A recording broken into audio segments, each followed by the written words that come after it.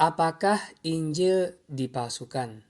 Oke, pertama yang harus dijelaskan, meskipun materi kali ini berjudul "Apakah Injil dipalsukan?", namun sebenarnya materi ini berlaku secara umum atas Perjanjian Baru. Sehingga judulnya bisa saja diganti "Apakah Perjanjian Baru dipalsukan?". Alasan kata Injil dipilih adalah karena di negara yang mayoritas penduduknya beragama Islam ini, yang kebanyakan kita dengar adalah Injilnya yang dipalsukan, bukan perjanjian barunya. Mengapa demikian? Ini karena umat Islam berdasarkan iman mereka hanya mengetahui bahwa kitab orang Kristen atau Nasrani dalam sebutan mereka adalah Injil. Sementara untuk kitab-kitab lain seperti Kisah Para Rasul, surat-surat Paulus, surat Yakobus, surat Yudas Tadeus, surat-surat Petrus, surat-surat Yohanes, dan kitab Wahyu tidak mereka anggap sebagai kitab sucinya kaum Kristen. Hal kedua yang harus dijelaskan adalah pembuktian ketidakpalsuan Injil pada pembahasan ini didasarkan pada bukti konkret sumber-sumber naskah manuskrip yang menjadi dasar terjemahan Injil itu sendiri.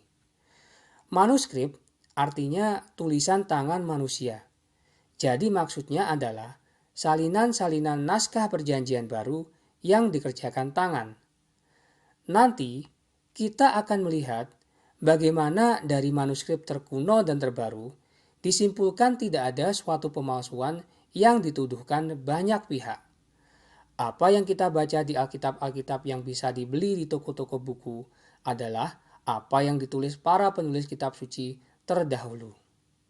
Poin kedua ini perlu ditekankan karena lebih sering orang menuduh bahwa Injil atau Alkitab itu palsu dengan menunjukkan adanya ayat-ayat yang saling berlawanan atau menunjukkan adanya ayat yang bertentangan dengan ilmu pengetahuan, baik itu ilmu sejarah atau ilmu alam atau yang lainnya. Logikanya adalah karena ada ayat yang saling berlawanan dan ayat yang bertentangan dengan ilmu pengetahuan, maka berarti Injil itu palsu.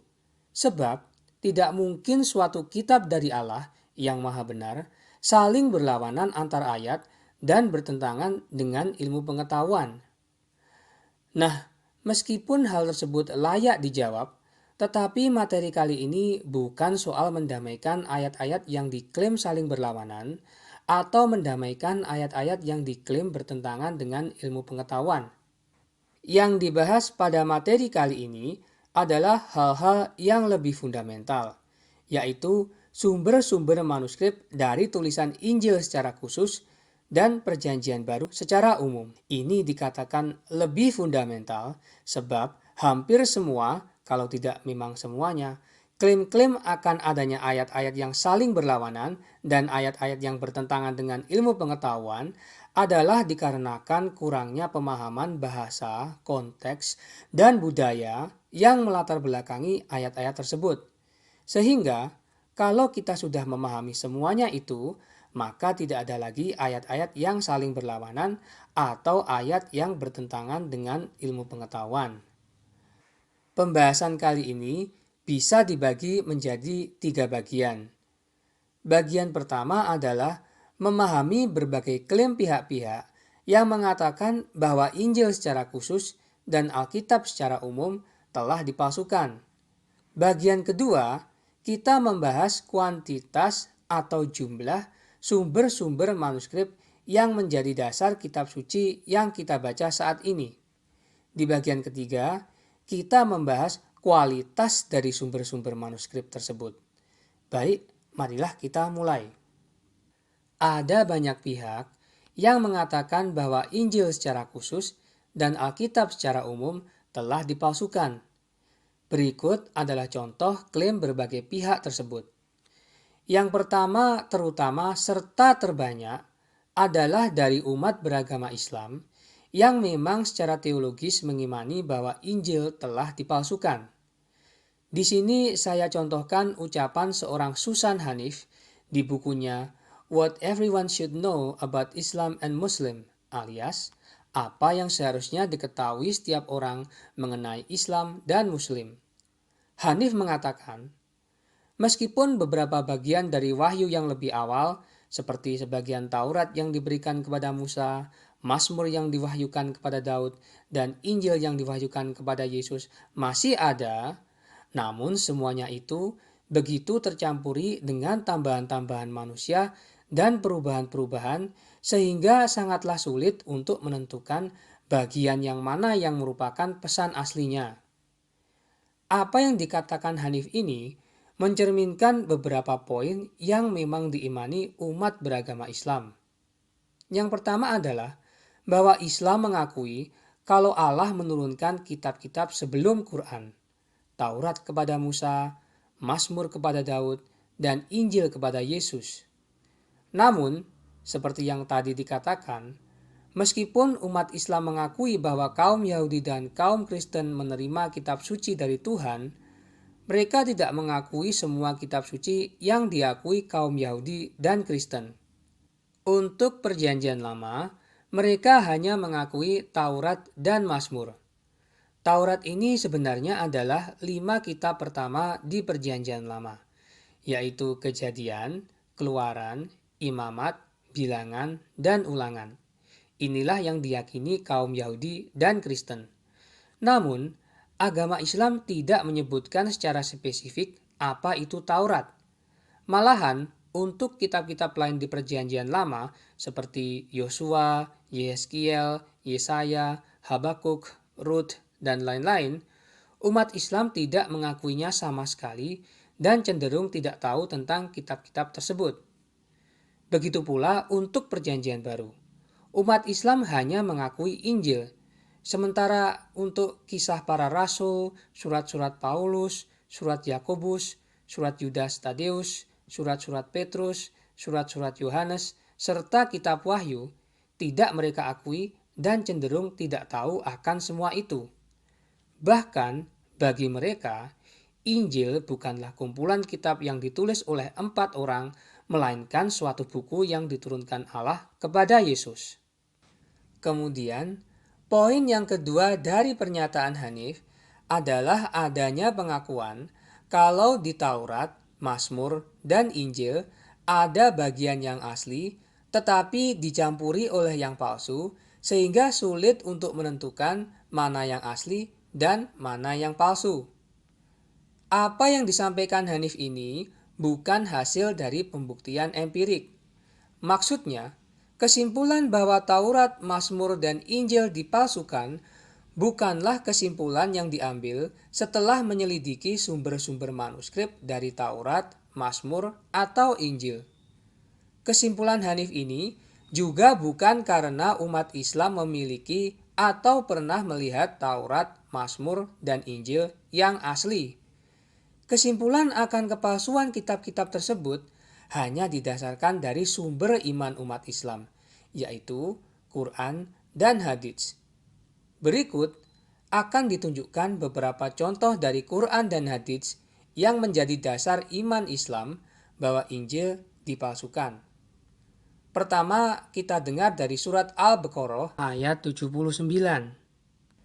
Maka, kecelakaan yang besar bagi orang yang menulis Alkitab dengan tangan mereka sendiri, lalu dikatakannya, ini dari Allah, dengan maksud untuk memperoleh keuntungan yang sedikit dengan perbuatan itu. Maka, kecelakaan yang besarlah bagi mereka, akibat apa yang ditulis oleh tangan mereka sendiri, dan kecelakaan yang besarlah bagi mereka, akibat apa yang mereka kerjakan. Lalu ada juga surat Al-Maidah ayat 14-15. Dan di antara orang-orang yang mengatakan, kami ini orang Nasrani, kami telah mengambil perjanjian mereka, tetapi mereka sengaja melupakan sebagian pesan yang telah diperingatkan kepada mereka. Maka kami timbulkan permusuhan dan kebencian di antara mereka hingga hari kiamat. Dan kelak Allah akan memberitakan kepada mereka apa yang telah mereka kerjakan. Wahai ahli kitab, sungguh Rasul kami telah datang kepadamu menjelaskan kepadamu banyak hal dari isi kitab yang kamu sembunyikan, dan banyak pula yang dibiarkannya. Sungguh, telah datang kepadamu cahaya dari Allah dan kitab yang menjelaskan. Nah, selain Quran, umat Islam juga mengimani yang disebut hadits. Jadi kalau Quran adalah apa yang dikatakan Allah, maka hadits ini adalah apa yang dikatakan dan dilakukan oleh Muhammad. Berikut dari kumpulan hadits Bukhari. Bagaimana kalian bertanya ahli kitab, padahal kitab kalian yang diturunkan kepada Rasulullah Sallallahu Alaihi Wasallam lebih baru kemurniannya dan belum terkotori. Sedang ahlu kitab menceritakan kepada kalian dengan mengubah-ubah kitabullah dan menggantinya. Dan mereka tulis Alkitab dengan tangannya dan mereka katakan, ini dari sisi Allah, untuk mereka tukar dengan harga yang sedikit. Tidak sebaliknya kah ilmu yang kalian miliki mencegah kalian dari bertanya kepada mereka? Tidak demi Allah. Takkan kulihat lagi seseorang di antara mereka bertanya kalian tentang yang diturunkan kepada kalian. Memang bahasanya agak susah. Tetapi intinya, umat Islam dinasihati untuk tidak bertanya kepada umat yang sebelumnya diberi kitab, karena kitab suci yang mereka punyai telah diubah-ubah. Jadi di sini, dua sumber iman umat Islam jelas mengatakan bahwa Injil serta Taurat dan Mazmur telah diubah-ubah. Berikutnya, selain Islam, satu institusi lain yang mengklaim bahwa Injil secara khusus dan Alkitab secara umum telah mengalami perubahan adalah kaum Mormon, yang nama resminya adalah Gereja Yesus Kristus dari orang-orang suci zaman akhir. Selain mengakui Alkitab sebagai kitab suci mereka, kaum Mormon mengakui suatu kitab suci lain yang disebut Buku Mormon. Menurut mereka, Buku Mormon adalah kitab suci yang ditulis nabi-nabi keturunan suku Israel yang dahulu kala merantau ke Amerika jauh sebelum orang Eropa menginjakkan kaki di Amerika. Di Buku Mormon di kitab Nefi yang pertama, bab 13 ayat 25-27 dikatakan, karenanya hal-hal ini diteruskan dari orang-orang Yahudi dalam kemurnian kepada orang-orang bukan Israel menurut kebenaran yang ada pada Allah. Dan setelah itu diteruskan melalui tangan ke-12 rasul anak domba dari orang-orang Yahudi kepada orang-orang bukan Israel. Engkau lihat pembentukan gereja yang besar dan keji itu, yang adalah paling keji melebihi semua gereja lain. Karena lihatlah, mereka telah mengambil dari Injil anak domba Allah banyak bagian yang gamblang dan paling berharga. Dan juga banyak perjanjian Tuhan telah mereka ambil. Dan semua ini telah mereka lakukan agar mereka boleh menyimpangkan jalan Tuhan yang benar, agar mereka boleh membutakan mata dan mengeraskan hati anak-anak manusia.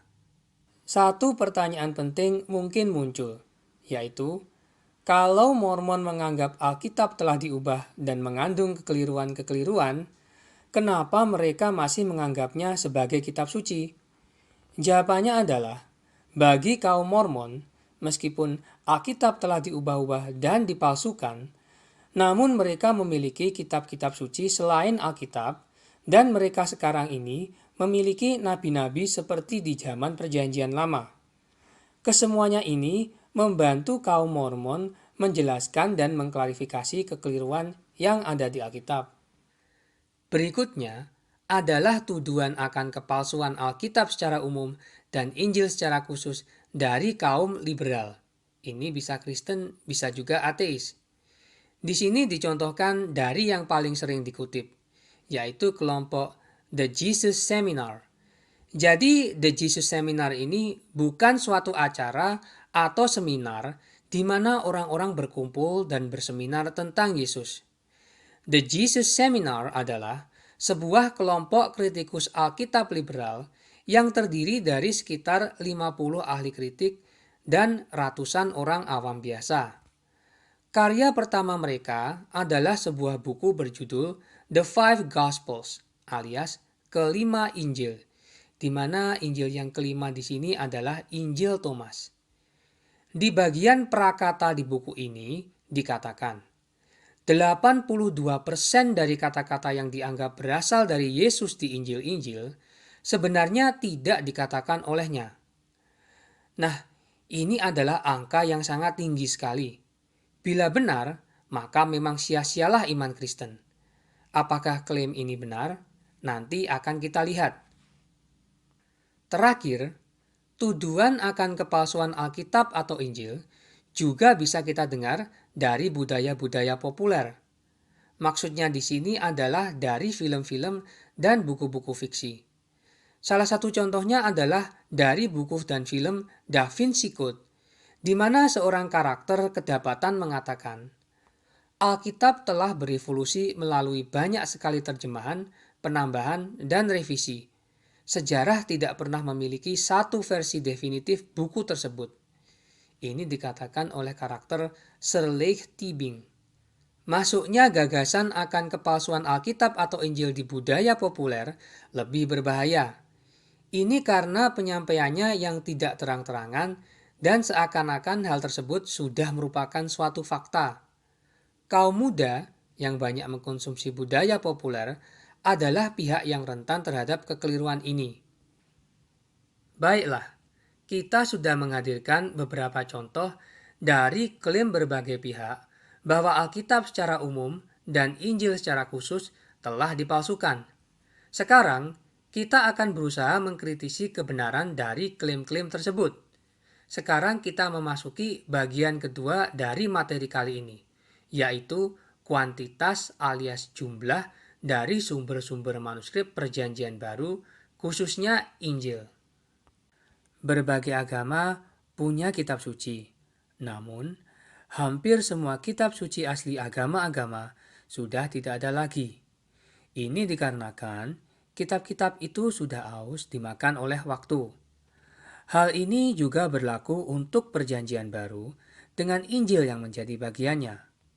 Tulisan asli dari Injil, sebagaimana ditulis oleh Matius, Markus, Lukas, dan Yohanes, sudah tidak ada lagi. Tidak hanya kitab-kitab suci, tapi begitu juga dengan buku-buku kuno macam tulisan Plato, Lao Tse, Josephus, dan lain-lain. Meskipun begitu, kita masih memiliki salinan-salinan dari karya tulis kuno. Dikatakan salinan karena penggandaan karya tulis ini dilakukan dengan disalin oleh tangan-tangan manusia. Zaman dahulu memang belum ada mesin cetak, belum ada fotokopi, dan tidak bisa copy-paste. Semua kitab suci atau buku kuno yang kita baca saat ini didasarkan pada salinan-salinan, bukan pada yang asli. Maka pertanyaannya, seberapa kredibel manuskrip-manuskrip yang menjadi dasar Perjanjian Baru sekarang ini? Nah, justru pembahasan kali ini intinya adalah menjawab masalah tersebut. Kita akan melihat kuantitas dan kualitas dari manuskrip-manuskrip Perjanjian Baru yang kita punyai. Dari segi kuantitas, pada prinsipnya semakin banyak dan semakin tua manuskrip yang kita punyai, maka semakin baik. Dari segi kualitas, semakin konsisten manuskrip-manuskrip yang kita punyai, semakin baiklah tradisi penyalinan manuskrip dari yang asli. Jadi, bagaimana dengan Perjanjian Baru? Terjemahan Perjanjian Baru didasarkan dari manuskrip-manuskrip Yunani yang berjumlah 5.855 dan masih terus bertambah seiring dengan penemuan manuskrip-manuskrip baru. 5.855 manuskrip tersebut tersebar di berbagai tempat sekarang ini. Di museum, di perpustakaan nasional, di universitas-universitas, di biara-biara, dan lain-lain. Kebanyakan manuskrip yang kita punya memang berasal dari tahun 900-an ke atas. Meskipun begitu, untuk manuskrip sebelum tahun 200-an, kita punya 12 potongan-potongan manuskrip yang kalau ditotal adalah 40% dari seluruh Perjanjian Baru. Sementara, kalau sebelum tahun 400-an, kita sudah punya 120 manuskrip yang sudah mewakili seluruh Alkitab.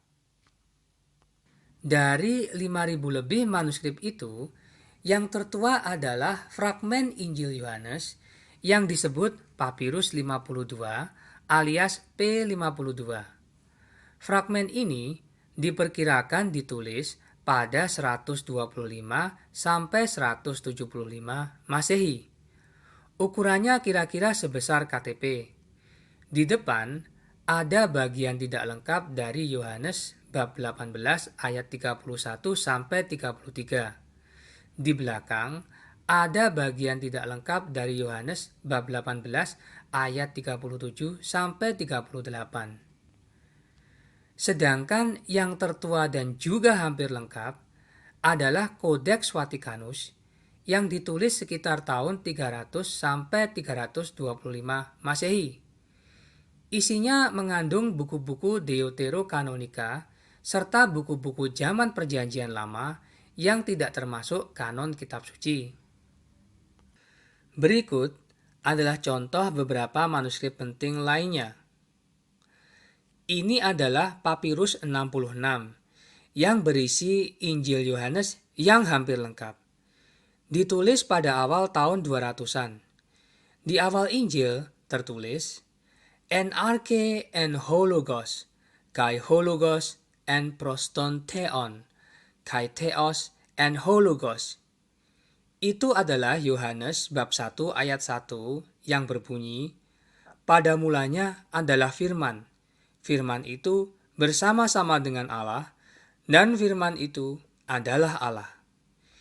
Inilah pengakuan akan keilahian Kristus sebelum Konsili Nisia pertama yang diklaim menjadikan Kristus sebagai Allah. Dan sebagai tambahan informasi, di semua manuskrip Injil Yohanes, begitulah bunyi ayat pertama dari Injil ini. Berikut adalah Papirus 75. Diperkirakan ditulis pada tahun 175 sampai 225 Masehi. Isinya adalah hampir seluruh Injil Lukas dan separuh lebih Injil Yohanes. Di gambar bisa dilihat tulisan besar yang menandakan akhir dari Injil Lukas dan di bawahnya tulisan besar lainnya yang menandakan dimulainya Injil Yohanes. Dan di ayat pertama Injil Yohanes juga isinya sama, yaitu pada mulanya adalah firman. Firman itu bersama-sama dengan Allah, dan firman itu adalah Allah. Ini adalah Codex Sinaiticus yang diperkirakan ditulis pada 330 sampai 360 Masehi. Isinya Perjanjian Lama dan Perjanjian Baru yang hampir lengkap. Kodeks ini tersimpan lama di biara Santa Katarina, Sinai, Mesir, dan baru dikenal ketika diekspos oleh Konstantin von Tischendorf pada tahun 1844. Masih banyak yang lain, tapi cukuplah ketiga contoh manuskrip tersebut. Selain manuskrip-manuskrip berbahasa Yunani, kita juga punya manuskrip-manuskrip terjemahan yang usianya kuno-kuno. Dari manuskrip terjemahan bahasa Latin saja, ada sekitar 10.000 lebih manuskrip. Ini belum manuskrip berbahasa lain seperti bahasa Syria, Arab, Slavoni kuno, dan lain-lain. Yang diperkirakan total berjumlah antara 5.000 sampai 10.000 salinan. Tidak hanya di manuskrip-manuskrip, ayat-ayat Perjanjian Baru juga terekam di tulisan-tulisan kuno para bapak gereja perdana. Luar biasanya adalah para bapak gereja perdana ini tidak sekedar mengutip 1-2 ayat dalam tulisan mereka. Mereka biasanya mengutip 1-2 bab sekaligus. Perkiraan jumlah total kutipan Perjanjian Baru di tulisan para bapak gereja ini adalah sekitar 1 juta lebih kutipan.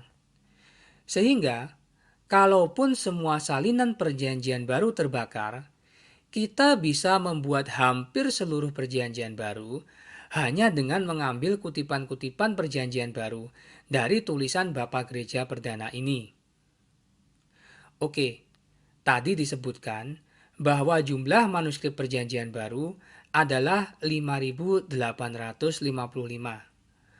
Mungkin ada yang bertanya, bagaimana bisa tahu jumlahnya sampai sedetail itu, sampai dikit terakhir? Alasannya adalah karena ada sebuah institusi yang mengkatalogkan manuskrip-manuskrip Yunani Perjanjian Baru. Institusinya bernama Institute for New Testamentliche Textforschung alias INTF. Bahasa Indonesianya adalah Institusi untuk Riset Tekstual Perjanjian Baru. Lokasinya sekarang adalah di Kompleks Universitas Münster di kota Westfalia, Jerman. Institusi ini didirikan oleh Kurt Aland dan Erwin Nestle pada 1959. Jadi ketika ada penemuan satu manuskrip baru, orang dari institusi tersebut akan memberikan nomor untuk manuskrip itu dan mencatat di mana manuskripnya disimpan. Oleh karena itu, umat Kristen mempunyai suatu katalog yang lengkap atas manuskrip-manuskrip berbahasa Yunani yang menjadi dasar terjemahan Perjanjian Baru. Tapi seberapa banyak sebenarnya angka 5855 ini? Di zaman modern, dengan adanya mesin percetakan, satu buku bestseller bisa memiliki jutaan kopi. Jadi angka 5855 kelihatan begitu kecil. Namun, kita seharusnya membandingkan angka itu dengan jumlah salinan yang kita punya dari zaman kuno, jauh sebelum diketemukan mesin cetak. Contohnya adalah membandingkan dengan karya tulis kuno seperti tulisan-tulisan Aristoteles, Pliny Muda, atau Tacitus. Sedikit tentang ketiga tokoh tersebut. Aristoteles adalah seorang filsuf, ahli fisika, dan ahli matematika zaman Yunani kuno. Karya-karyanya di berbagai bidang membentuk kebudayaan barat yang menjadi pondasi budaya modern sekarang ini. Dia hidup dari tahun 384 sebelum Masehi sampai tahun 322 sebelum Masehi. Pliny Muda adalah seorang pejabat Romawi. Kita memiliki ratusan surat-suratnya kepada berbagai orang di zamannya. Surat-surat ini memberi kita informasi sejarah yang berharga. Salah satunya adalah surat yang mengandung laporannya tentang kaum yang disebut Kristen. Laporan ini dikerjakan atas perintah Kaisar Trajan. Pliny hidup pada tahun 61 sampai 113 Masehi. Tacitus adalah seorang senator Roma. Dia juga seorang ahli sejarah. Dalam tulisannya, Tacitus dengan teliti menyebutkan tahun, menyebutkan tokoh, bahkan dia menyebutkan kisah mana yang dia dapat dari saksi mata langsung dan kisah mana yang tidak didapat dari saksi mata langsung. Ketelitian ini membuat dia dianggap sebagai bapak ilmu sejarah. Dari berbagai tulisan Tacitus, ada tulisan singkatnya tentang seorang Kristus yang hidup pada masa Kaisar Agustus. Tacitus sendiri hidup pada tahun 56 sampai 120 Masehi. Nah, dibandingkan dengan Injil yang memiliki 5.855 kopi salinan, saat ini kita hanya punya 49 buah kopi salinan karya Aristoteles. Dan untuk Pliny Muda, kita hanya punya 7 buah. Sementara untuk Tacitus, kita punya 20 buah. Berikut adalah grafik balok yang bisa memberikan gambaran visual perbandingan jumlah manuskrip Perjanjian Baru dengan karya tulis kuno lainnya. Di sumbu mendatar adalah nama berbagai penulis kuno seperti Sophocles, Herodotus, Plato, Suetonius, Homer, dan lain-lain, serta 3 nama yang disebut sebelumnya, yaitu Aristoteles, Pliny Muda, dan Tacitus. Sedang di sumbu tegak adalah jumlah salinan-salinan yang masih ada sekarang ini. Jadi, semakin panjang baloknya, maka semakin banyak salinannya yang masih ada. Seperti yang bisa kita lihat, jumlah salinan perjanjian baru jauh meninggalkan jumlah salinan-salinan tulisan kuno lainnya. Bahkan kalau semua salinan karya tulis kuno tersebut dijumlah jadi satu, maka jumlahnya tidak sampai separuh dari jumlah salinan perjanjian baru.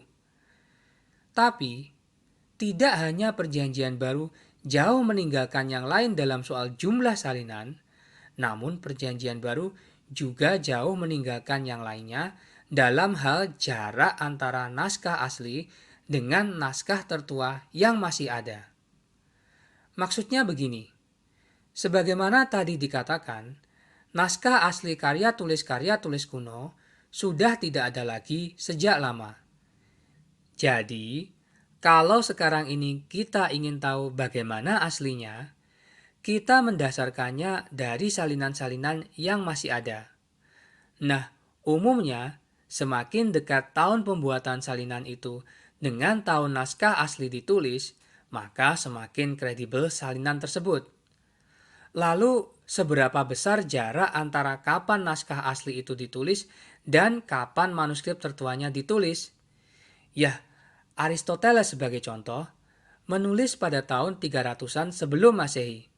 Tetapi, manuskrip tertua dari karyanya yang kita punya adalah dari tahun 1100 Masehi. Berarti jarak antara tulisan asli dan salinan tertua yang masih ada adalah 14 abad. Sedangkan Pliny Muda menulis pada akhir abad pertama. Tetapi, salinan tertua tulisannya yang masih ada adalah dari tahun 850 Masehi. Sehingga, jarak salinan tertua dengan yang asli adalah 7 abad. Terakhir, Tacitus menulis karyanya yang disebut Annals pada tahun 100 Masehi. Sedangkan buku Annals yang tertua adalah dari tahun 1100 Masehi. Jadi ada jarak selama 10 abad. Bagaimana dengan perjanjian baru? Sebelumnya sudah ditunjukkan Papirus 52 yang merupakan fragmen Injil Yohanes tertua. Fragmen kecil sebesar KTP ini diperkirakan ditulis pada 125 sampai 175 Masehi. Perjanjian baru sendiri baru selesai ditulis sekitar tahun 90 Masehi, di mana kitab yang paling terakhir ditulis adalah Injil Yohanes dan Wahyu. Ini berarti jarak antara perjanjian baru yang asli dan salinan tertuanya, yaitu Papirus 52, adalah sekitar 35 sampai 85 tahun. Tapi mungkin ada yang protes sebab salinan tertua yang dijadikan patokan cuma secarik fragmen sebesar KTP yang mengandung total 4 ayat yang tidak lengkap. Bila demikian, kita bisa menggunakan tahun 200-an sebagai patokan, karena pada tahun ini kita sudah memiliki 12 fragmen perjanjian baru yang kalau ditotal meliputi 40% perjanjian baru. Kalau ini dijadikan patokan, maka jarak antara perjanjian baru asli dan salinan tertuanya adalah 100 tahun. Kalaupun ada yang masih protes dan merasa 40% tidak representatif, maka kita bisa mundurkan patokannya sedikit lagi untuk mendapatkan salinan yang lengkap 100%. Pada tahun 300-an sudah ada Codex Vaticanus dan Codex Sinaiticus plus 120-an manuskrip lainnya. Semua ini sudah mewakili 100% perjanjian baru. Kalau patokan ini yang digunakan, maka jarak antara perjanjian baru dengan salinan tertuanya yang lengkap adalah 200 tahun alias 2 abad. Di grafik balok yang kedua ini, kita bisa melihat perbandingan jarak antara naskah asli dan salinan tertua yang masih ada dari karya tulis kuno. Di sumbu mendatar, ada berbagai nama penulis kuno yang sama dengan yang ada di grafik sebelumnya. Sumbu tegaknya adalah jarak antara naskah asli dan naskah tertua yang masih ada saat ini. Jadi, semakin pendek baloknya, maka semakin bagus. Karena artinya, jarak antara naskah asli dan naskah salinannya pendek. Kita bisa melihat bahwa balok Perjanjian Baru jauh lebih pendek dibandingkan yang lainnya. Jarak yang pendek ini menggunakan patokan fragmen P52 yang ditulis pada 125 sampai 175 Masehi. Tapi, kalaupun kita menggunakan tahun 300-an Masehi sebagai patokan, di mana pada tahun ini seluruh manuskrip yang kita punya sudah meliputi 100% Perjanjian Baru, tetap saja balok Perjanjian Baru akan lebih pendek dari yang lainnya. Ini karena saingan terdekat Perjanjian Baru, yaitu karya tulis Livy, mempunyai jarak lebih dari 2 abad.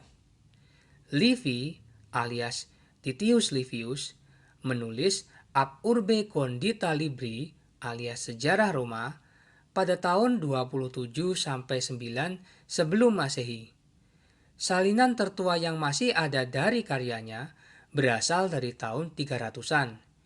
Ini berarti jarak antara naskah asli dan salinan tertua sejarah Roma adalah kurang lebih 300 tahun. Lebih tepatnya 308 sampai 326 tahun. Jadi sekitar 3 abad lebih. Ini belum lagi mempertimbangkan bahwa dalam jarak 3 abad tersebut, manuskrip-manuskrip karya Livy masih belum mewakili 100% karya aslinya. Sementara manuskrip-manuskrip Perjanjian Baru sudah mewakili 100% karya aslinya dalam jarak 2 abad. Nah, berikut ini adalah tabel yang angka-angka di dalamnya menjadi dasar 2 grafik balok sebelumnya. Kolom pertama di tabel adalah nama para pengarang karya tulis kuno. Kolom kedua adalah tahun naskah asli ditulis. Kolom ketiga adalah naskah salinan paling tua yang masih ada. Kolom keempat adalah jarak antara naskah asli dan salinan tertua. Kolom ini adalah selisih dari kolom kedua dan kolom ketiga. Kolom kelima adalah jumlah naskah salinan yang ada. Cara membacanya sebagai berikut. Misalkan untuk pengarang pertama, yaitu Sophocles. Sebagaimana tertulis di kolom kedua, Sophocles menulis karyanya pada tahun 496 sampai 406 sebelum Masehi. Sedangkan naskah salinan tertua dari karyanya, sebagaimana tertulis di kolom ketiga, berasal dari tahun 1000 Masehi. Kolom keempat menunjukkan jarak antara naskah asli dan naskah tertua yang masih ada. Ini adalah kurang lebih 1400 tahun. Lebih tepatnya 1405 sampai 1495 tahun. Kolom kelima dan terakhir adalah jumlah naskah salinan yang masih ada, yaitu 193 salinan. Contoh pembacaan berikutnya, kita ambil saja dari bagian tabel yang kedua. Kita ambil Lucretius sebagai contoh. Sebagaimana dituliskan di kolom kedua, Lucretius menulis pada tahun 53 atau 55 sebelum Masehi. Naskah salinan tertuanya berasal dari tahun 1150 Masehi. Ini tertulis di kolom ketiga. Kolom keempat adalah jarak antara naskah asli dan naskah salinan yang masih ada, alias selisih antara kolom kedua dan ketiga. Besarnya untuk Lucretius adalah kurang lebih 1200 tahun, tepatnya 1202 atau 1204 tahun. Terakhir, kolom kelima, kita melihat bahwa jumlah salinan yang kita punyai dari karya Lucretius hanya 2 buah. Begitulah cara membaca tabel. Silahkan mempelajari lebih lanjut. Ada satu hal lagi yang perlu diinformasikan berkenaan dengan kuantitas manuskrip karya tulis kuno ini. Sebelumnya, sempat disinggung bahwa sejak dari manuskrip tahun 300-an alias 2 abad sejak karya aslinya ditulis, kita memiliki 100% isi Perjanjian Baru. Ini sangat berbeda dengan karya tulis kuno lainnya. Banyak buku-buku karya pengarang kuno telah hilang sama sekali. Bahkan, untuk buku-buku yang masih ada banyak sekali bagian yang hilang. Tidak hanya 1-2 kalimat, tapi sampai berbab-bab hilang sama sekali. Kita tidak tahu apa isi bab-bab yang hilang tersebut. Sebagai contoh, dari karya Livy, yaitu Sejarah Roma, kita kehilangan 126 buku, di mana total bukunya sendiri cuma ada 142. Jadi, 88,7% dari buku sejarah Roma hilang semuanya. Kondisi Perjanjian Baru memang bertolak belakang dari semua itu. Tapi bahkan lebih drastis lagi. Tidak hanya total salinan manuskrip Perjanjian Baru mampu menghadirkan isi Perjanjian Baru dengan lengkap, tapi di banyak bagian dari Perjanjian Baru ada lebih dari satu variasi yang mengharuskan kita meneliti mana variasi yang asli. Apakah variasi A, atau variasi B, atau variasi C, atau variasi D, atau variasi lainnya. Beda dengan karya tulis lainnya yang pilihannya sama sekali tidak ada dan para ahli harus membuat perkiraan akan apa isi dari puluhan bab yang hilang tersebut. Sampai di sini, kita telah memahami bahwa dibandingkan karya tulis kuno lain, salinan manuskrip Perjanjian Baru unggul dalam hal kuantitas jumlah manuskrip, kuantitas isi manuskrip, dan kekunoan dari manuskrip.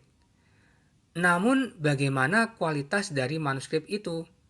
Untuk itu, kita akan memasuki bagian ketiga dan terakhir. Sebagaimana dijelaskan sebelumnya, relatif terhadap karya tulis kuno lain, Perjanjian Baru punya jumlah salinan manuskrip terbanyak dengan jarak penyalinan yang dekat dengan penulisan naskah asli. Soal isi, sejak salinan manuskrip tahun 300-an, kita sudah memiliki Perjanjian Baru yang lengkap. Sayangnya, ada kabar buruk. Dari 5.855 manuskrip yang kita punya, tidak ada 2 yang isinya sama persis. Selalu ada 1-2 perbedaan. Bahkan 2 manuskrip yang paling persis ada 6-10 variasi per bab. Tapi pertama-tama, apa itu variasi? Dalam ilmu kritik tekstual, variasi adalah adanya perbedaan kata atau huruf di satu manuskrip dibandingkan manuskrip lain. Jadi, kalau ada 5.000 manuskrip dan satu saja darinya berbeda, maka itu dihitung satu variasi. Lalu, berapa banyak variasi di berbagai manuskrip Perjanjian Baru? Tidak pernah ada yang menghitung secara pasti. Namun salah satu perkiraan konservatif adalah ada sekitar 400.000 variasi. Jumlah ini sangat mencengangkan, apalagi kalau dibandingkan dengan jumlah kata yang ada di Perjanjian Baru, yaitu sebanyak 138.162 kata. Ini berarti kalau di rata-rata untuk satu kata ada 2,89 variasi.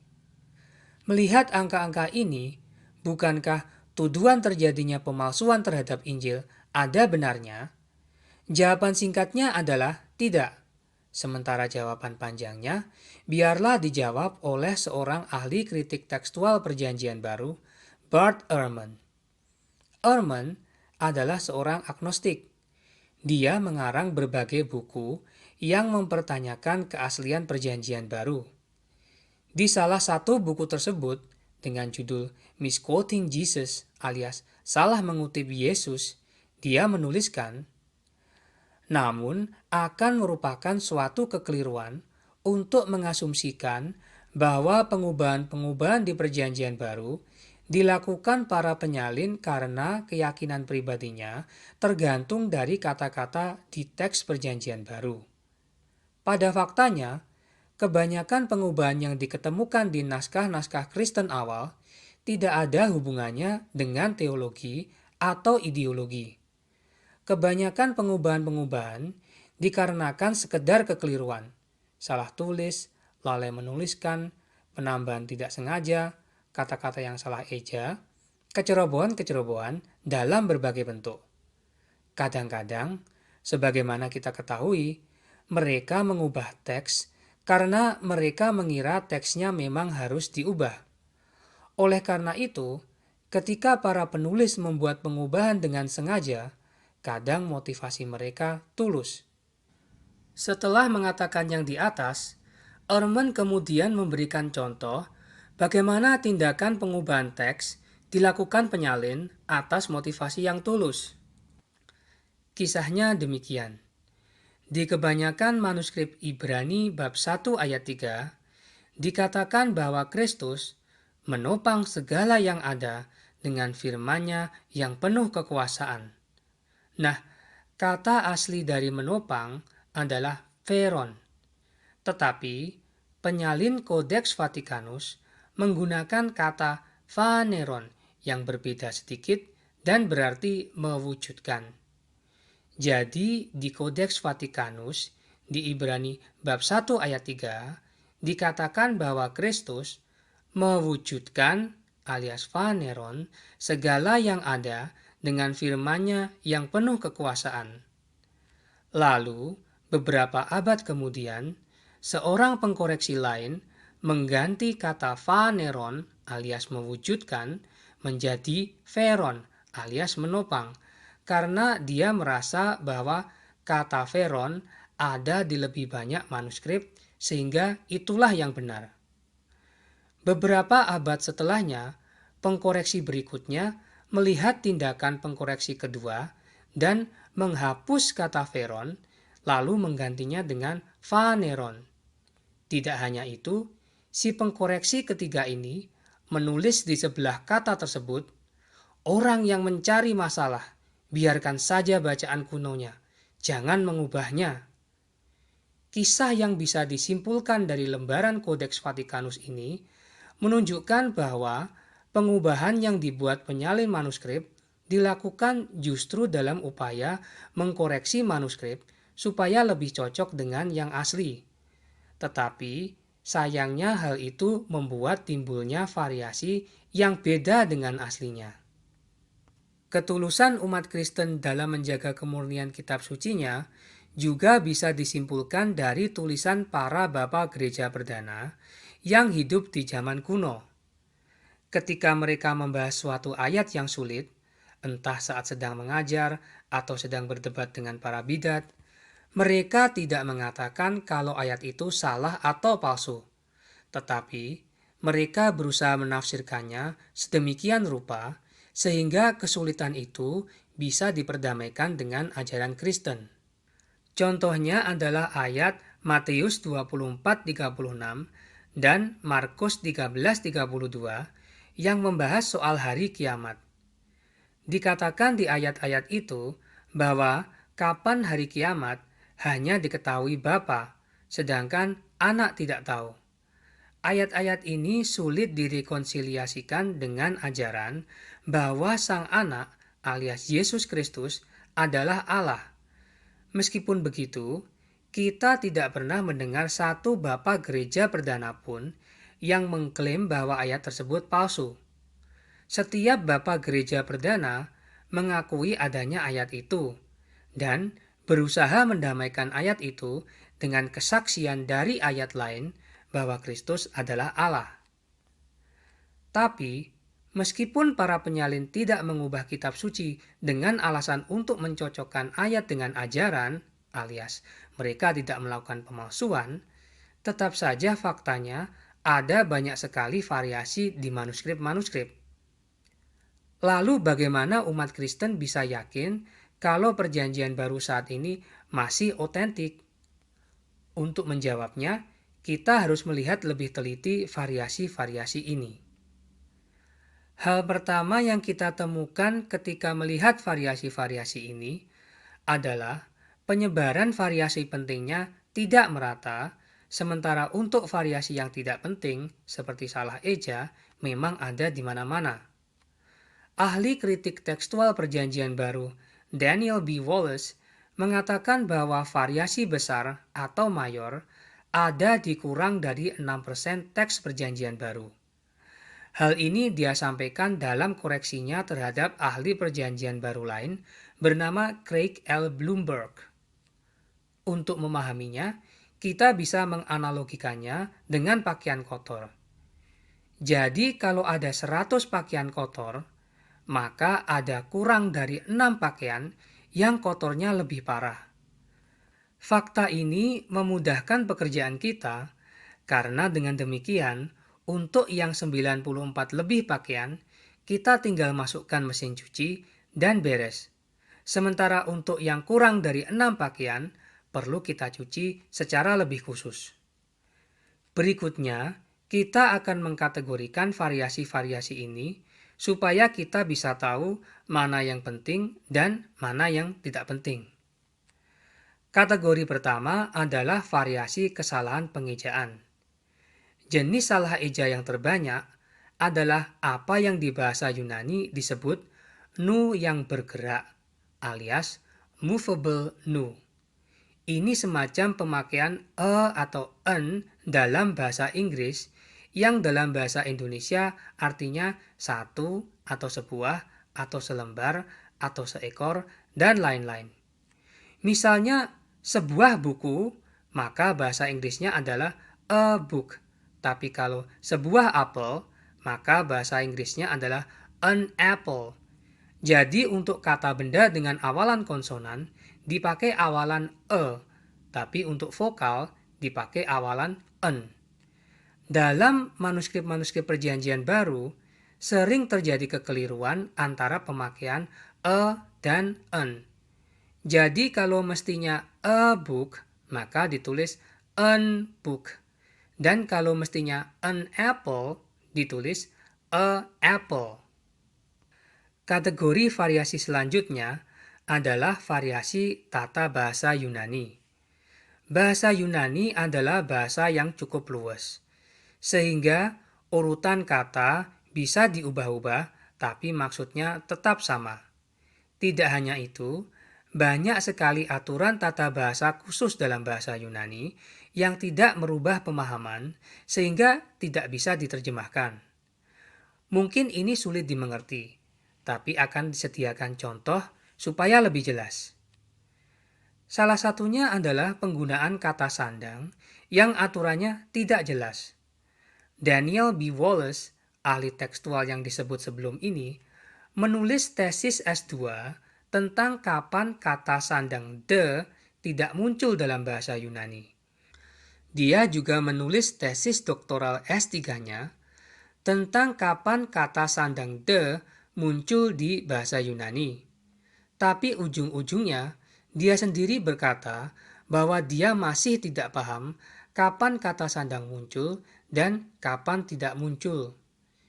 Di Lukas bab 2 ayat 16 misalnya, kita bisa membaca, lalu mereka cepat-cepat berangkat dan menjumpai Maria dan Yusuf dan bayi itu yang sedang berbaring di dalam palungan. Itulah terjemahan bahasa Indonesia dari ayat tersebut. Tapi sebenarnya, dalam bahasa Yunani kuno aslinya, di depan nama Maria dan Yusuf ada kata sandang. Sehingga bunyi ayat itu mestinya adalah, lalu mereka cepat-cepat berangkat dan menjumpai Sang Maria dan Sang Yusuf dan bayi itu yang sedang berbaring di dalam palungan. Tentu saja, penerjemah tidak menerjemahkan kata sandang tersebut karena tidak sesuai dengan kaidah tata bahasa Indonesia, Inggris, Jerman, Spanyol, Italia, atau yang lainnya. Contoh yang lebih drastis bisa dilihat dari berbagai variasi kalimat Yunani berikut yang kalau diterjemahkan, maka bunyinya sama, yaitu Yusuf mencintai Maria. Sebagaimana kita lihat, bahasa Yunani kuno bisa menulis kalimat Yusuf mencintai Maria dalam 96 variasi dengan makna yang identik. Contoh sifat tata bahasa Yunani kuno ini menunjukkan bahwa berbagai variasi yang diakibatkan tata bahasa Yunani kuno kebanyakan tidak mempengaruhi makna teks. Selanjutnya adalah kategori yang ketiga, yaitu kategori variasi yang muncul di manuskrip-manuskrip yang lebih baru, sementara di manuskrip-manuskrip yang lebih kuno belum muncul. Baru di sini maksudnya adalah manuskrip yang dibuat pada abad ke-9 dan setelahnya. Sebagai catatan, ada juga yang menganggap bahwa manuskrip baru adalah yang dibuat pada abad ke-5 dan setelahnya.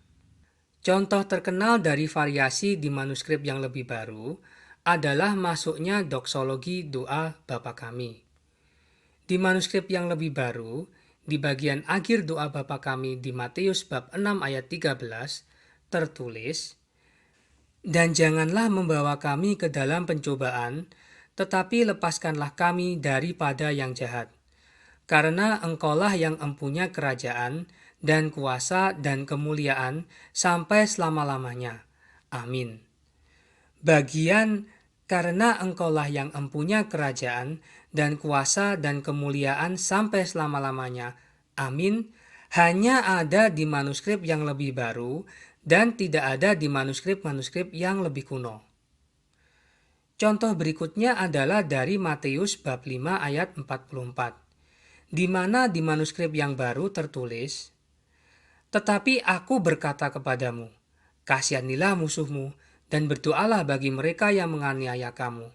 Berbuatlah baik kepada mereka yang membencimu, dan berdoalah bagi mereka yang menggunakanmu dengan dengki dan menganiayamu."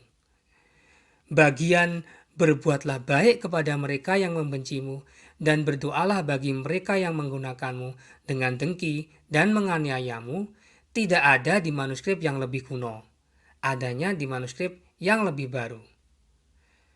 Contoh selanjutnya adalah soal metode eksorsisme di Markus bab 9 ayat 29 yang berbunyi, "Jenis ini tidak dapat diusir kecuali dengan berdoa dan berpuasa." Nah, bagian "dan berpuasa" tidak ada di manuskrip yang lebih kuno, tapi hanya ada di manuskrip-manuskrip yang lebih baru. Dari semua variasi yang hanya ada di manuskrip yang lebih baru, yang paling kontroversial adalah penutup versi panjang di Injil Markus bab 16 ayat 9-20 dan kisah tentang wanita bersinah di Injil Yohanes yang dimulai dari bab 7 ayat 53 sampai bab 8 ayat 11. Jadi di manuskrip-manuskrip yang lebih kuno, Injil Markus berakhir di bab 16 ayat 8. Sementara Injil Yohanes tidak memiliki kisah tentang wanita berzina. Namun, di manuskrip-manuskrip yang lebih baru, ada tambahan di akhir Injil Markus dan ada kisah tentang wanita berzina di Injil Yohanes. Banyak orang merasa bahwa kedua tambahan ini adalah bagian asli Injil, atau paling tidak merupakan bagian yang ditulis beberapa tahun kemudian tapi dianggap kanon kitab suci. Terlepas dari semua ini, yang kalau dibahas akan menjadi panjang, yang relevan bagi kita adalah bahwa variasi-variasi yang hanya muncul di manuskrip yang lebih baru ini dengan mudah dapat dikenali dan umumnya dianggap variasi yang tidak asli. Terakhir adalah kategori variasi yang mungkin otentik. Ini adalah variasi yang bisa jadi merupakan ayat-ayat asli kitab suci. Variasi seperti ini sudah ada sejak di manuskrip-manuskrip yang lebih kuno, serta pembacaannya konsisten dengan konteks. Berikut adalah contoh-contoh variasi ini. Di Markus bab 1 ayat 41, umumnya tertulis, "Maka tergeraklah hatinya oleh belas kasihan, Lalu ia mengulurkan tangannya, menjamah orang itu, dan berkata kepadanya, "Aku mau, jadilah engkau tahir." Nah, di beberapa manuskrip yang lebih kuno, kata "oleh belas kasihan" di ayat tersebut diganti oleh amarah. Contoh berikutnya adalah dari Yohanes bab 1 ayat 18, di mana tertulis, "Tidak seorang pun yang pernah melihat Allah, tetapi Anak Tunggal Allah yang ada di pangkuan Bapa, Dialah yang menyatakannya." Di beberapa manuskrip yang lebih kuno, frase "tetapi Anak Tunggal Allah" ditulis "tetapi hanya Allah."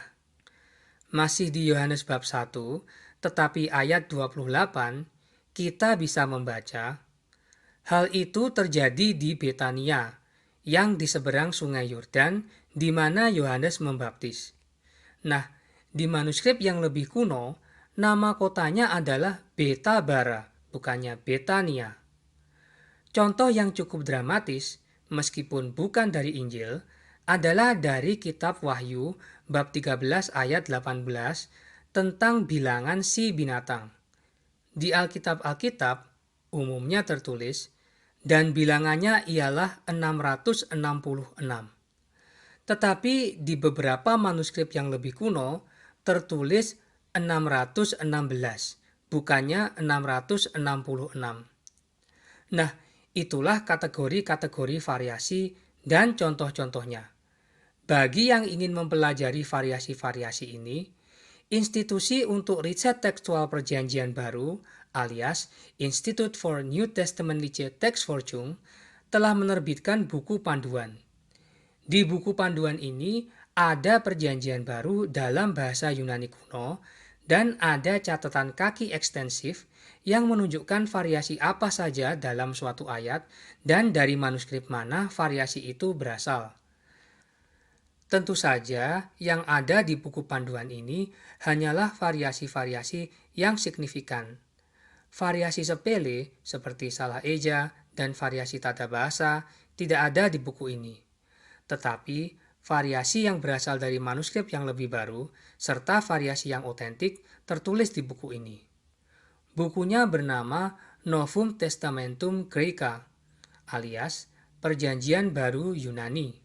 Buku ini ditulis oleh Nestle Aland. Edisi terbaru saat ini adalah edisi ke-28.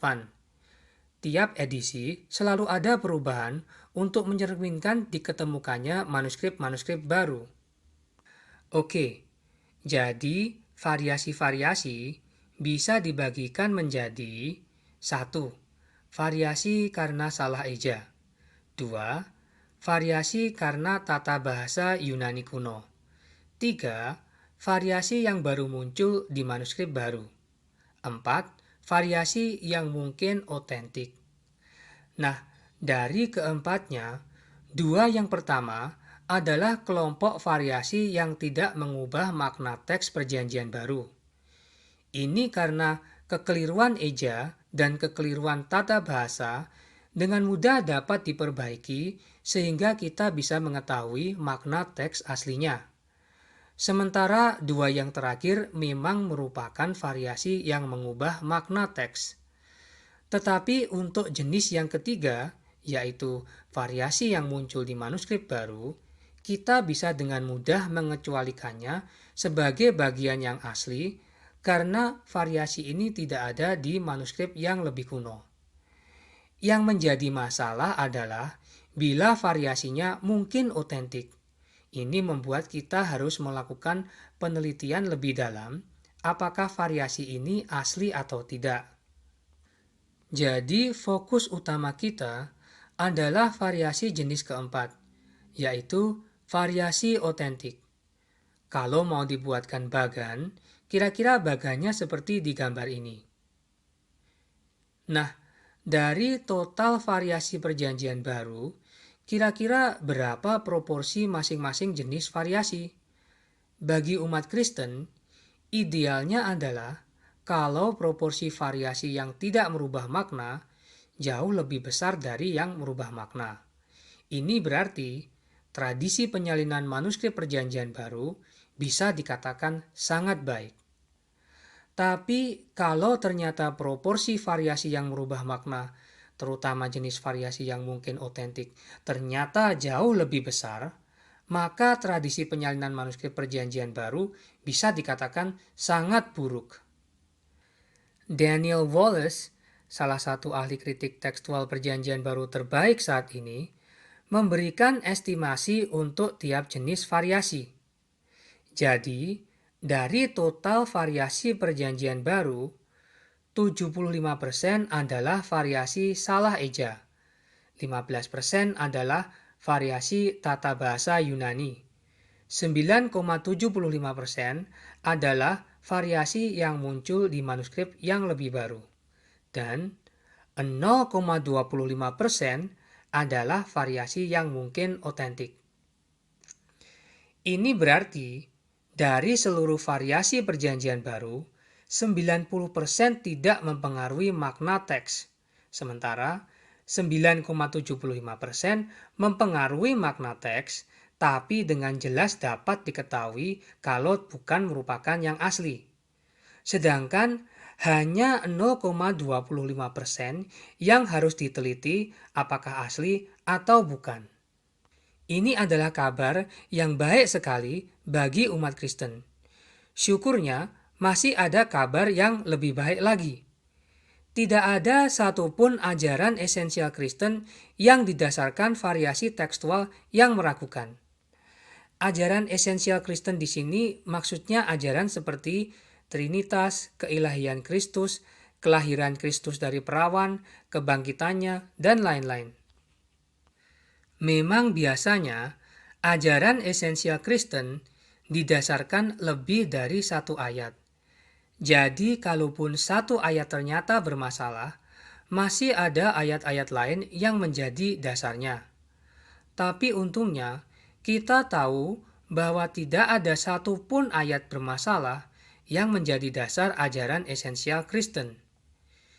Tidak adanya ajaran esensial Kristen yang dipengaruhi variasi tekstual merupakan pandangan umum para ahli Perjanjian Baru, baik yang skeptis maupun yang tidak. Berikut adalah kumpulan kutipan para ahli Perjanjian Baru yang menegaskan fakta ini.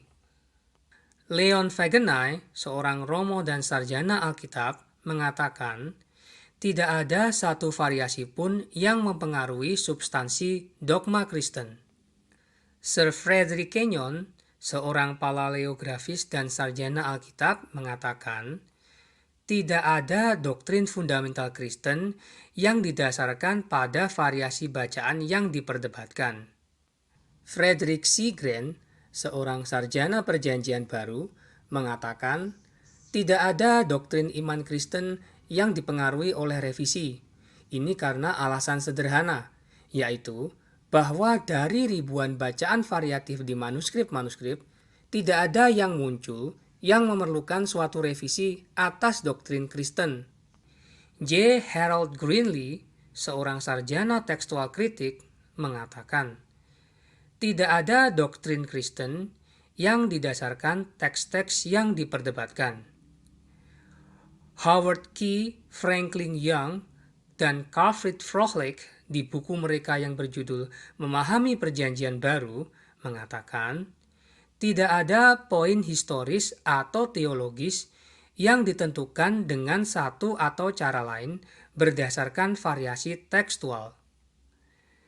Frederick Vivier Bruce, seorang sarjana Alkitab, mengatakan, variasi-variasi bacaan yang menimbulkan keraguan bagi ahli kritik tekstual Perjanjian Baru tidak mempengaruhi pertanyaan penting soal fakta historis atau iman dan praktek Kristen. Bruce Metzger, yang adalah seorang sarjana kritik tekstual yang paling terkenal saat masih hidup bahkan sampai sekarang, mengatakan, kalaupun variasi-variasi bacaan ada begitu banyak, itu dikarenakan jumlah kesaksian manuskripnya begitu banyak. Tapi semua saksi manuskrip dan semua tipe yang mewakilinya sepakat atas setiap artikel kepercayaan dan ajaran Kristiani. Terakhir adalah perkataan Bart Ehrman, seorang sarjana kritik tekstual agnostik. Posisi yang saya perdebatkan di buku saya, Misquoting Jesus, tidak berlawanan dengan posisi Profesor Metzger bahwa kepercayaan-kepercayaan esensial Kristen tidak dipengaruhi variasi tekstual di tradisi manuskrip-manuskrip Perjanjian Baru. Nah, sebelumnya sudah ada kabar baik bahwa jenis variasi yang mungkin otentik hanya 0,25% dari total variasi. Lalu, ada kabar baik lagi bahwa tidak ada variasi apapun yang mempengaruhi ajaran esensial Kristen. Syukurnya, masih ada kabar baik terakhir. Ini adalah tidak akan ada lagi variasi yang mungkin otentik. Dengan kata lain, semua variasi otentik sudah kita ketahui. Sehingga, kalaupun nanti kita menemukan manuskrip baru, tidak mungkin manuskrip itu mengandung variasi otentik baru. Variasi otentik yang ada di manuskrip yang baru diketemukan nanti pasti sudah tercatat dan diketahui. Apa dasar keyakinan tersebut? Pada tahun 1882, dipublikasikan buku The New Testament in the Original Greek, karya Westcott dan Hort. Buku ini dikerjakan keduanya selama 28 tahun. Buku ini adalah buku pedoman para ahli Perjanjian Baru saat itu. Sementara ahli Perjanjian Baru sekarang memakai Novum Testamentum Graeca edisi ke-28. Di buku karangan Westcott dan Hort tersebut, ditunjukkan variasi-variasi penting dari manuskrip-manuskrip yang ada pada saat itu. Nah, sejak publikasi buku tersebut, jadi sekitar 130 tahun lebih, sudah diketemukan banyak sekali manuskrip kuno, sekitar 128 manuskrip. Namun, dari temuan manuskrip-manuskrip baru itu, tidak ada satu variasi pun yang dianggap otentik oleh para ahli. Berdasarkan data historis inilah, umat Kristen bisa berkeyakinan bahwa tidak mungkin nanti-nanti ada variasi otentik yang baru. Ini berarti bahwa konsensus para ahli akan tidak adanya ajaran esensial Kristen yang terpengaruh variasi-variasi telah menjadi permanen. Mengenai hal ini, Craig Blomberg di bukunya Can We Still Believe alias Dapatkah Kita Tetap Percaya menuliskan, seseorang bisa berfantasi atas berbagai perubahan-perubahan muluk yang muncul antara selesainya buku tertulis apapun dan salinan tertua yang kita masih punya. Tapi itu hanya akan menjadi apa yang telah disebut sebelumnya, sebuah fantasi. Poin tersebut diperkuat Daniel Wallace yang mengulas buku Blomberg dengan berkata, bertentangan dengan anggapan bahwa bila manuskrip lebih kuno diketemukan, maka lebih mungkin kita akan menemukan bacaan-bacaan baru dan otentik, kita bisa dengan mudah melihat 130 tahun lebih terakhir. Ini adalah periode di mana semua papirus perjanjian baru telah diketemukan. Berapa banyak bacaan baru dan mengguncang dunia yang dianggap para ahli sebagai otograf di antara 128 papirus perjanjian baru ini? Tidak ada. Nol. Nihil. Tidak ada satu bacaan baru sejak penemuan papirus-papirus yang dipandang ahli tekstual sebagai bacaan yang otentik. Sampai di sini selesailah pembahasan bagian ketiga tentang kualitas manuskrip-manuskrip Perjanjian Baru. Pada akhirnya, apakah Injil dipalsukan? Berdasarkan bukti dari tradisi penyalinan manuskrip yang menjadi dasar penerjemahan Injil secara khusus dan Perjanjian Baru secara umum, jawabannya adalah sama sekali tidak. Ini belum lagi konfirmasi dari Bapa Gereja Perdana yang hidup di zaman kuno dan merupakan murid para rasul generasi pertama, kedua, ketiga, dan seterusnya. Memang ada beberapa perdebatan tentang beberapa variasi yang mungkin otentik, tapi ini sedikit sekali dan tidak mempengaruhi ajaran esensial Kristen. Seorang Kristen bisa pergi ke toko buku, membeli Alkitab, dan membaca Perjanjian Baru dengan keyakinan 99,75% bahwa apa yang dicetak adalah apa yang dahulu dituliskan. Seiring dengan berlalunya waktu dan diketemukannya lebih banyak manuskrip kuno, kepastian ini akan semakin tinggi. Terima kasih dan semoga bermanfaat.